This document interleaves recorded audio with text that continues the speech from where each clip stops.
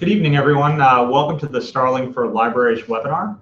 We're still waiting for a handful of folks to come in, so I won't dive into the meat of things just yet, but I thought in the meantime I would just tell you about myself quickly. My name is Chris Boggiano. I'm one of the creators of the Starling. This is the device right here, and I'll explain the pieces of this to you here in a moment. My background is I have an experience across a swath of education from adults to children.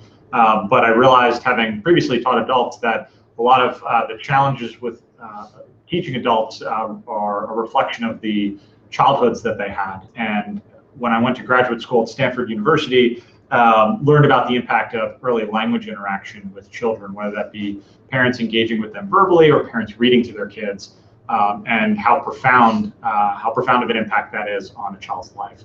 One really simple way that I summarize all of that research is to say that the first 4 or 5 years of a child's life are more important and more impactful than the next 80 combined, especially when you consider the more recent research about brain development and how much brain development is so heavily front-loaded into those earliest years of life before a child ever sets foot in school.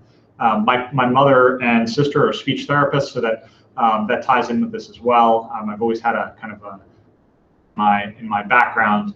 But all of that came together to, in the creation of the Starling right here. In terms of the operation of your webinar, somewhere right around here on the side of your screen, there's a chat box. So if you have any questions, you can chat them in, and I'm happy to answer them during the show. And in terms of the Starling, I'm going to show you the device right now that you can actually use in your library, which is this right here. This is the device, the Starling. It's basically a small computer, and inside is a processor, a battery, and some other circuitry. There's some small holes in the front, and what it does is it captures sound, and the sound comes in and counts the number of words that are said to a child. And in the near future, we'll have the ability to track the number of words that are read to a child. So you can also call out specifically how many words in a day does that child hear. The device itself pops into this little clip here. That's kind of a silicon material. It's very flexible, but the plastic and the clip itself I call it military grade. My 2-year-old daughter wears a Starling, and she's put it through the paces, where it's pretty close to indestructible if it can survive on her. Right here, I've got a little mock-up of where a child would typically wear it on their shirt collar. We also have some kids who wear it on the back of their shirt collar. Some kids who wear it on their pants band. It just depends on the clothes they're wearing, and oftentimes with their age. If a child's drooling, a lot of parents want to put it somewhere else. But it can be moved around on the child's body as long as it's on them. The idea is that it would it would count the number of words they hear, just like you could wear a Fitbit on your left arm or your right arm, and it's gonna count how many steps that you take. The other pieces of the Starling are, we have a dock that clips into, and the dock is just for charging. So we have a charging cable here, and you're probably familiar with this if you have a smartphone or any number of other appliances. And there's just a little magnetic clip, and there's 2 pins on the back. And it pops into the charger, and the device charges. The battery lasts 4 or 5 days under normal usage. The device does not record. It simply counts the words that are said without actually knowing the content of the words. The device is recorded. It is not recorded. It is waterproof, and so a child can drool on it. A child can splash stuff on it. As part of our tests in the engineering process, we did things like pour orange juice on a bunch of Starlings and pour ketchup on a bunch of Starlings and then rinse them off, things like that, to see how they perform. So they're pretty hardy devices. On the inside is a Gore-Tex-like material that allows sound to pass through but prevents water from passing through. So again, it can be dropped, it can be, you can get moisture on it, it can be washed off, rinsed off, wiped down. The plastic itself is medical grade plastic. So a kid, can put it in their mouth, and it's larger than the choke threshold. It's about the size of a pacifier, as you can see here. So if a younger child wears it, there isn't any risk of choking. There's also a companion app that we have that goes with it. The companion app displays different pieces of information. So the way that the Starling works is that as soon as a parent opens the app, the device syncs with the device syncs and sends over the data that it has, and that data would be how many words were said, the times of day that those words were said, basic metadata like that. Again, without sending anything like recordings or anything that would be privacy sensitive. So you open the app, a few seconds later, you can a graph will appear and it will show kind of the pattern of words throughout the day. It will show the overall count. And then the other functionality of the app is that it has a messaging interface where we send out messages to parents to remind them to put it on, when they've hit their goal for the day, sending out activities of the day, to little tips and prompts to encourage parents to kind of teach them day by day, little bits here and there to talk more and how to talk more when they're interacting with their kids. So what does this work and how does it work in a library setting? And that is the next thing that I'm going to cover. This is a super new technology. So we spent a couple years working on this, and we just launched it in the summer of 2016, so last summer. And we initially just started with individual parents because that's an easier and simpler use case to work within an individual family. And then last fall, we started working with organizations, everything from pediatricians to nonprofits that run different parenting or child programs, educare programs, speech therapists, preschools, and libraries. And in libraries, there's what we've seen so far is that libraries buy in the range of tens of devices, so 10, 20, maybe 50 devices for a larger library, and they want to use them for only, as I've seen, only a handful of situations. The first is just loaning them out, so putting them into circulation. And letting families loan them out, just as you would a book, and that's one use case. And I think it's a fairly simple and straightforward. The second use case that I see is that for libraries that run programs, and this happens to be the same with other organizations that run programs. But to give an example, a library might run a program for parenting, and it's teaching parents, and the parents might meet once a week, or they might meet once every 2 weeks, or they might meet twice a week. And the idea is that parents are coming together and they're learning tips on how to read to their child, how to interact with their child, how to have higher quality engagement with their child. And in conjunction with that program, the Starling can be both an accountability mechanism. So when a family comes in and they sign up for a program like that, it's just kind of a gentle reminder every time I see it on my kids. Especially when I come home from work and my brain is kind of scattered, it's a gentle reminder to talk and engage with them, and I can just feel myself prompted on many occasions to speak when I otherwise might not have. So it serves that function, but then cumulatively over the course of a day, over the course of a week, it also gives the measurement to tell parents how they're doing. And a lot of times parents overestimate how much they actually talk to their kids, and this is a good reality check for some families where they can see, and especially if it's in a community type setting where there's 10 or 20 or 30 families that are all part of a program together, and they come back and if I look over and I see that the family next to me, not necessarily in a competitive way, but parents just do this on their own, where they see that the family next to me is engaging more with their child, they realize it kind of breaks them out of their comfort zone where they say, they realize that they're not, they've got an opportunity to improve that otherwise might not have been there.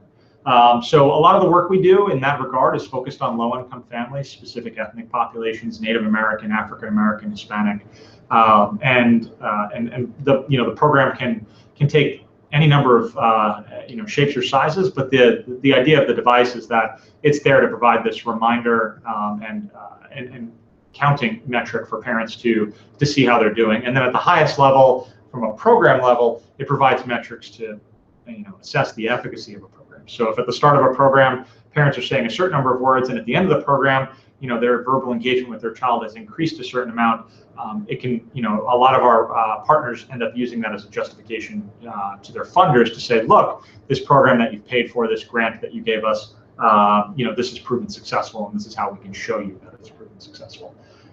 In terms of the setup, it's fairly simple and straightforward. To get a family onto a device is a matter of minutes, 3-4 minutes. The device works with multiple devices, so it works with Android phones, which is what most low-income families use, iPhones. It works with tablets using either Android or iOS, which is Apple's software. In the near future, it'll be working with computers.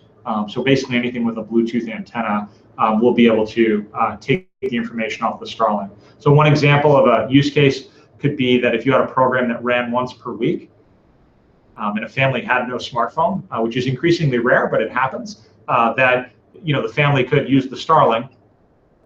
They could come into the library, after they've been using it for a week, and they could use one of your devices. Multiple devices can be used with the same Starling. So you could have the library is paired to this Starling, mom is paired to this Starling, dad is paired to this Starling, multiple devices paired to a single Starling at any individual time. And likewise, you can wipe out an account. So if you're loaning it out, for a month to one family, and then you have another family that's going to use it, it's very, very simple to eliminate and wipe out one account for privacy reasons, and then start fresh with a new account thereafter. In terms of support, we're there to support you. We're very, very, very high touch in terms of how we interact with the organizations that we work with. So we will spend time on a Google Hangout or Skype, coaching you through how to set them up if you have any questions. Again, it's really, really a straightforward process, but sometimes there's some speed bumps that folks run into. We make ourselves available basically 24/7, and we do everything we can to make sure that everyone, whether they be a family using the device or an organizational partner like a library using the device, we do everything possible to make sure that you're set up for success. And if there's any problems that you run into, we get them resolved as soon as possible. For parents, again, just to run through how it works for them, they pull out their phone, they download an app from Google Play or the App Store. They clip it onto their child during the day. So my daughter, when she gets up in the morning, clip it onto her shirt. At night, take it off and pop it into the charger. The battery lasts 4 or 5 days, so I don't have to charge it every night if I go away for a weekend or something like that. I don't have to worry about that, but it's not going to last weeks or months, so it's got to be charged at a minimum every few days. But most families just pop it into the charger at night, and you never turn it off. Really, it's kind of like your phone; you can kind of just leave it on. And in terms of the interaction with parents love the messaging. They love the ideas for what it tells them, or how to engage with their kids. We can work with you to use your messaging to deliver to parents if you have something custom to your program. Parents love the feedback. They love the constant reminder. We get pictures all the time from families with their kids using the Starling, and at an emotional level, they feel like it helps build a stronger bond with their kid, because it's a technology that reminds them and pulls them towards their child versus smartphones, which oftentimes pull parents away from their kids. And that's something parents realize, but oftentimes feel powerless to do much about. Kids think it's fun and special. They'll show it off if they go to daycare or preschool. Kids will show it off to other children. We get a lot of questions about whether it'll stay on. It's a really, really sturdy clip. So for a young child just simply can't remove it until they're probably 2.5 or so. A child isn't able to remove it, and then usually by the time they're able to remove it, they're also developed enough where you can have a conversation with them and interact with them in a way to encourage them to keep it on, either by praising them or making it their special star. And so we don't have a ton of problems with that. If a child does take it off, they usually do it in their house, and we have a Find My Starling feature. So if the device gets lost in a toy room or something like that, just like Find My iPhone, where you can kind of walk around and find out where your phone is lost, we can use Find My Starling to help find where the device is at. In terms of libraries, thinking about it rotating between families. Again, I think I said this before, but you can, if family A comes in and uses the device for a week or a month, and then you want to turn it back over to family B, you can wipe all of the data from family A. So family B won't see anything that's happened in the past for them in terms of what the prior usage was, mostly for privacy reasons. Let me see what kind of questions I've got in the chat box. In the chat box here, I've got someone here who's going to show me in just 1 second.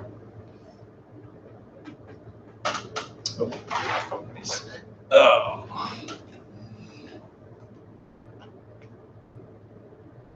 How many libraries do most? So one more question is, how many Starlings to most libraries have or do most libraries have in circulation at a time? I said this earlier on for anyone who joined late, between 10 and 50, depends on the size of the program that they've got. For libraries that are loaning them out like a book, that's going to be one use case. And for libraries that are using them as part of a program, it's really going to depend on the size of the population of the program that you're working with. So, do I have any other questions? Those are my two questions from Nikki and Kelly. So thank you for asking those. Do I have any other questions? If you think of a question after this, or if you're interested in learning more after this, you can always email or call us at any time. You can go on our website at versame.com and just fill out a contact form. You can give us a call. The phone number's on our website. I talk to customers all the time on the phone. If you want to email me, my email address is just chris@versame.com. So chris@versame.com. And we talk to partners all day long. So again, feel free to email us or contact us. And we'll answer any questions that we didn't cover in this webinar tonight. But we look forward to hearing from you, and we'll talk to you soon. Thank you. Oh, I see. One more question, actually. What is the range for the speaker and for the Bluetooth capabilities? So for the speaker, the way that the Starling calibrates sound is that it's a small computer that is essentially calibrating between the level of background noise and the distance of the speaker, and then obviously some of the factors or the components of the speech itself. So as an example, if I'm close to a child, but I'm in a noisy restaurant, it's not going to count as many of my words. And if I'm in a quiet room, like the one that I'm sitting in now, and I'm at the same distance to the child, it'll count more of my words. In general, most interaction with a young child that's of high quality happens at dinner table length. So you're talking arm's length or a little bit farther than arm's length. Parents are not likely going to engage from across the house in a meaningful and sustained way with a young child. You're talking the immediate radius around a child, and then what's directed at that child, and then based on the level of background noise that child is sitting in. So there's the device is constantly calibrating based on all of those different inputs to take its best guess at what's being said to it. I've got some more questions here. Well, I'll go ahead and keep talking as long as you've got questions. So, is it possible to get data quickly to use for story times from Kelly? So yes, is the short answer. It basically takes as long as it takes it to open an app on your phone. It takes 10 or 20 seconds after that, depending on how long it's been since you last synced. But it's a matter of seconds. So you can read stories, and then immediately after reading stories, count the number of words. In the near future, we'll be rolling out some qualitative metrics like background noise to tell parents to, if you're reading books, to move to a quieter location. And we'll also be doing some things to encourage parents to read more slowly, to encourage more dialogic reading and active reading with children, so that they're not necessarily tempted to read like an auctioneer to get to the end of the book, which is what most families do. So the next question is how many days or weeks of data is recorded, and how many days or weeks of using this do parents usually see the biggest improvement? In terms of the amount of information that's recorded, so the device in the next couple of weeks will be changing the information or the architecture of how information is handled on the device, and it'll have a 7-day retention. What that means is that if I did not sync for 7 days, I would, the device would store all of that to be able to sync with my phone. If I didn't sync for 8 days, it would just start to delete the oldest day. So it can go 1 full week, and that's because we have a lot of programs that go at 1 week intervals where they meet once a week. But the device only has so much memory on it before it starts to fill up. It's, again, not recording, but it's recording things like the word count itself. It doesn't have enough memory to record, more than that. It certainly wouldn't have the ability to maintain audio recordings or anything along those lines. It's kind of just listening as words pass by, and then counting the number and storing the number, but without actually storing the audio itself. And when do parents usually see the biggest improvement?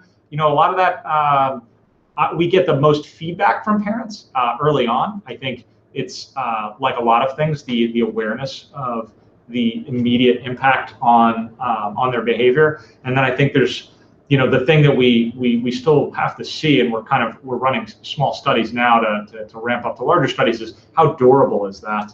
And from a personal experience, what I would say is that the immediate effect of putting it on my child makes me very aware, and then it's kind of this, it just keeps me at this new sustained level. Whereas if I take the device off, then I don't have that reminder anymore. But at a certain point, if I've kept it on for a few weeks, I've likely changed my my behavior patterns and changed my habits to see how parents. I got one more question. I think was about how many languages it works with. Right now, the device works with any language: English or Spanish, or Chinese or Hebrew, Polish, and we can. It does not distinguish between.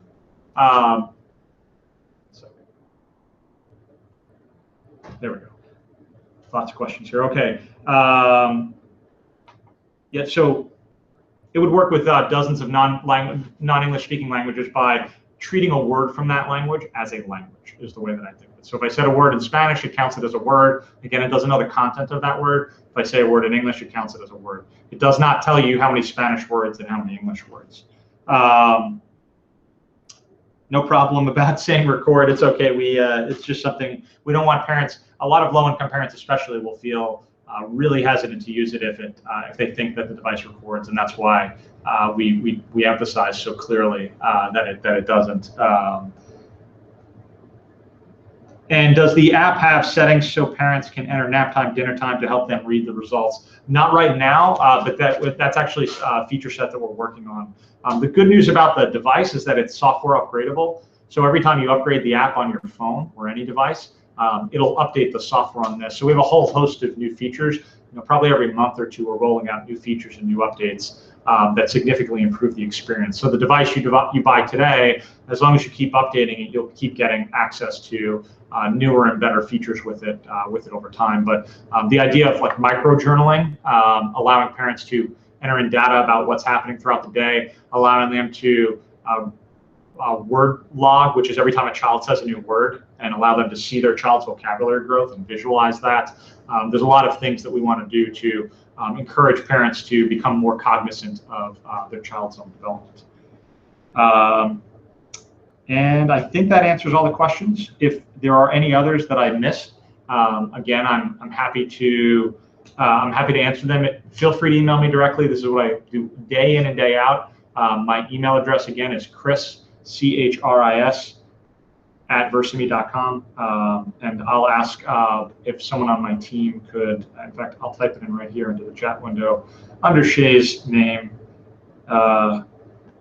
just so you see it. But I would encourage you to email me with any other questions that you might have. Like I said, we can set up a time to talk, or I'm happy to answer them by email. But do you offer live demos or a week trial of a device? Yeah, the short answer is yes. So depending on where you're located, we may be able to have somebody come see you in person, and we're also happy to loan out a device and let you test drive it and see what you think. I love all the questions, by the way. This is great stuff. So,